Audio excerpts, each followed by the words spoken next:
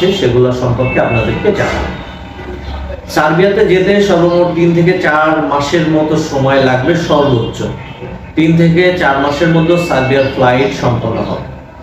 এবং কাজের ধরন এখানে রেস্টুরেন্ট, প্যাকেজিং, কনস্ট্রাকশন এবং ফ্যাক্টরি ওয়ার্কার, এই 4 ধরনের কাজ এখানে আছে। সার্বিয়াতে যাওয়ার জন্য প্রয়োজনীয় ডকুমেন্টস, পাসপোর্ট, এনআইডি কার্ডের স্ক্যান কপি ও ছবি লাগবে। ওয়ার্ক পারমিট ওঠার পরে আপনাদের পুলিশ ক্লিয়ারেন্সটা দরকার হবে।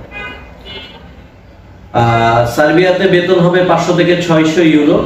ভিসা 1 বছরের ভিসা হবে, সার্বিয়াতে রিনিউ করতে পারবেন। বয়স সীমা 20 থেকে 45। থাকা ও ট্রান্সপোর্ট ফ্রি এবং খাবার খরচ কিন্তু নিজের।